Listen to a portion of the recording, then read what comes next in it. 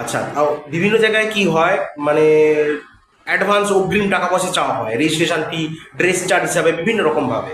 তো আপনি এখানে ভর্তির আগে, এখানে আসার আগে কাউকে অনলাইনে কোনো রকম টাকা পয়সা দিয়েছেন বিএনআর ট্রেনিং ইনস্টিটিউটে? না এই সত্যি কথা বলছেন? সত্যি কথা। 500 1000 সামথিং না কিছু? না এরকম কিছু নেই। কারণ এরকম অনেকেই চায় ইনস্টিটিউটের নাম করে, তো এগুলো কি দেওয়া উচিত?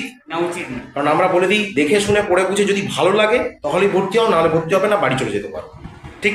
হ্যাঁ আচ্ছা, আপনি যে এখানে ভর্তি হয়েছেন, যে অ্যাডমিশন ফিস যেটা দিয়েছেন, সেটা কি স্ব ইচ্ছায় সজ্ঞানে ভালোবেসে দিয়েছেন, হ্যাঁ সব গানে সব ইচ্ছা ভালোবেসে দিই। নাকি জোর করে, মানে না, আমরা জোর করে না। নাকি এটা শিখিয়ে দিয়েছি বলে না বলছেন? না ভালোবেসে দিয়েছি। এর কোনো জোর জারের কোনো ব্যাপার নেই, কারণ আমরা ভর্তির সময় বলেছিলাম সবকিছু দেখে শুনে যদি ভালো না লাগে আপনি নাও ভর্তি হতে পারেন, এখানে জোর জারের কোনো ব্যাপার নেই, তাই তো?